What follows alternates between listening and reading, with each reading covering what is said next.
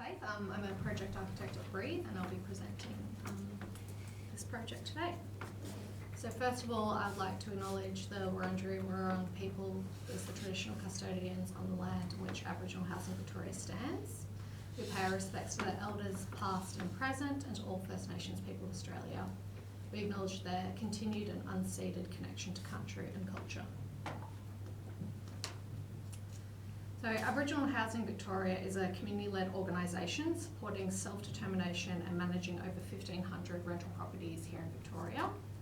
In 2019, they approached Breathe to design their first multi-residential social housing project, understanding the need to significantly and rapidly increase the amount of housing stock available to their clients. The project's located in Reservoir in Melbourne's north and offers 14 one and two bedroom apartments, and has been approached with vigour to deliver a high-quality building embedded with sustainable design principles and cultural sensitivity.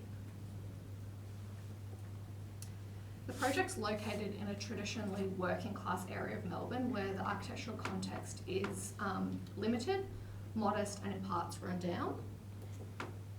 This is our immediate context. The majority of the existing developments are transitory and inadequately serve the population.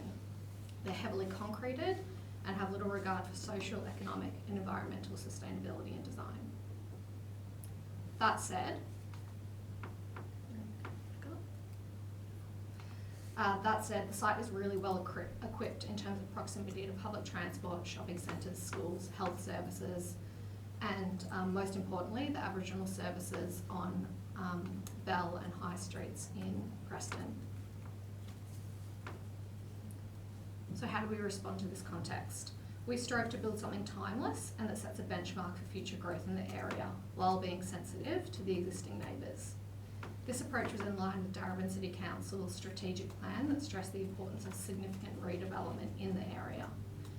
Shout out to our planners Hanson, who were instrumental on this project, and it was the first project that Aboriginal Housing Victoria got through the planning process with zero objections. The concept for the project rested on three pillars: the need to house people in culturally appropriate homes, to do so through a participatory lens, and to design for country and sustainability. The need to house people in culturally appropriate homes was paramount to the success of this project. Leaning on the work of Giuffre Greenaway and his Aboriginal housing design guidelines that he prepared for our client, the project sought to address the specific needs of First Nations communities in inner city Melbourne. We prioritised the housing of elders in the 3 ground floor apartments. At ground level, facing the street, these residents act as custodians of the building, with each subsequent floor broken down into its own community with a distinct identity. You can see in plan that we deliberately opened up all of those ground floor apartments to the street and then staggered their entrance for security as well as eyes on the street. The second pillar was to approach design through a participatory lens. The leadership of Adam Sandford and Nikki McNamara from Aboriginal Housing and the extraordinary work of Tani Edwards speaks to this. Here we see her vibrant artwork that dotted each level of the building and also within the lift.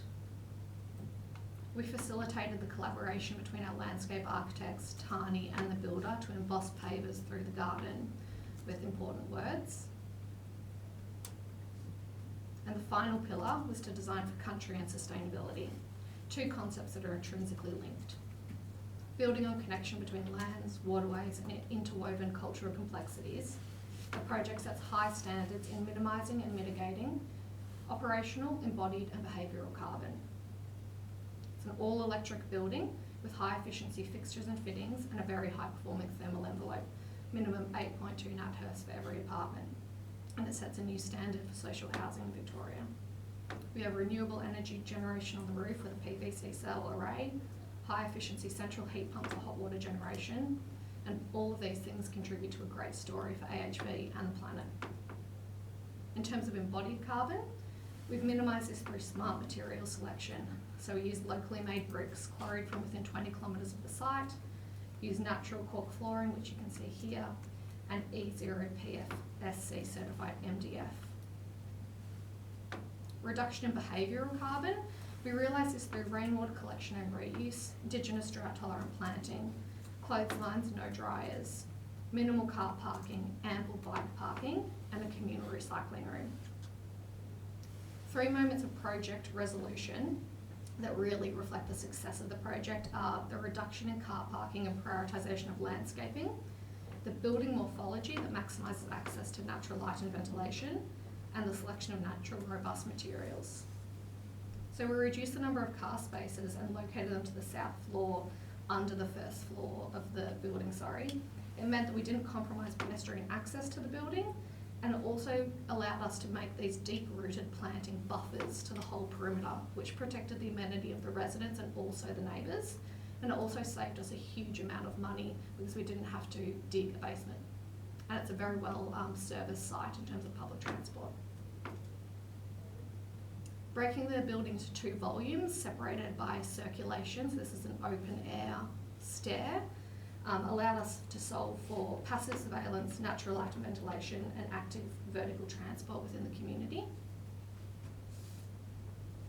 And specifying natural materials was another way that we delivered on a culturally sensitive, durable and timeless building. We worked with Brickworks to secure bricks made from clay sourced on Wurundjeri land for Wurundjeri people, and we used natural cork flooring and simple MDF joinery throughout. The building was delivered at a remarkably affordable cost through COVID, so it came out at about $3,300 a square metre, and we attribute this to a number of things, including significant donations that we worked really hard to secure from day one. So as soon as we started concept design, we started leaning on all of our networks. The diligence and commitment from our builder, Bowden Corp, and the team effort to pursue a reductionist approach to design, which meant we could reduce costs. We worked with Rachel Lacey from Taubmans to get a donation for all the paint in the project. We worked with Brickworks, who donated all of the brickwork to the project. Our builders, Bowden Corp, tendered pre-COVID and then stuck true to that. So they stuck true to their original tender price. I think they subbed out 1 toilet because it was a D&C contract, but apart from that, they really honoured the design intent. And it was just a fantastic team. And then ourselves, Breathe, we offered our construction services pro bono.